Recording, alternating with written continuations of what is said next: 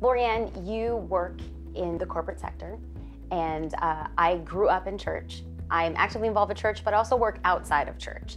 I think that's a duality that many women are facing today. But I think more of a traditional model kind of views women who are in the workforce are there out of necessity and not necessarily out of choice or calling. What do you see? Well, it was interesting when I moved here 5 years ago from New York and got married.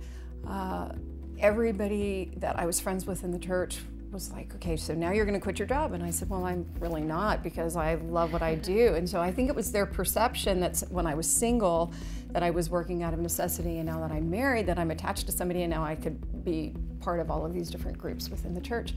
And I think that it's great to give to the church, and I think it's great to really speak into the church, but I also think that God uses us in the workplace, and I personally believe that the marketplace is the next mission field, and where women are is where the heart is.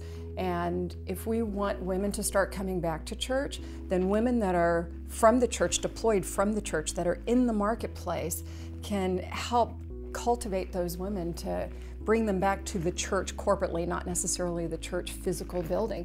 And I think that that's one of the lies of the devil, that the devil's trying to pull people out of the church because it's legalistic and it's a church of don'ts instead of a church of do's. And I think that those of us that are deployed from the church, that are from the church, that are in the world, that are in the marketplace, that are in entertainment, that are in sports, that are in government, that are in banking, can be the ones that say, you know what, it's a church of do's, it's not a church of don'ts.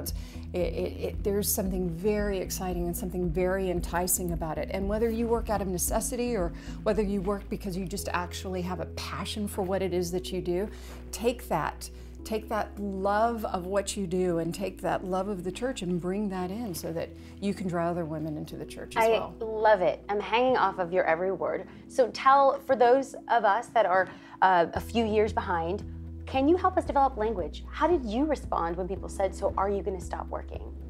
How do you do it in an honoring way, but then develop language to understanding, like, this is your passion and purpose and calling? I actually remember the first time somebody asked me if I was going to stop working. I said, only if I stop breathing. So for me, it was something that I was just so taken aback by the question, and certainly having moved from New York and Chicago, where I had lived previously, and coming to the South, where I'm from originally, there's a very different mindset. So I think you have to be culturally astute when you answer those questions. A lot of people ask the same questions to a lot of us that recently get married and say, okay, when are you having your baby? So I mean, you know, you have to consider that as well. It's what's important to you, and that's how I answer it. So for me, being a Christian and being a woman in the workplace, I want to be able to live with integrity and lead with excellence, and for me to be able to do both of those things and to honor the Lord in what He's given me, what He's put in my hand, I feel like I need to continue on working, whether it's in the vein of what I'm doing now or whatever He calls me to do next. I love it. Thank you so much for your wisdom and your insight. Thank you.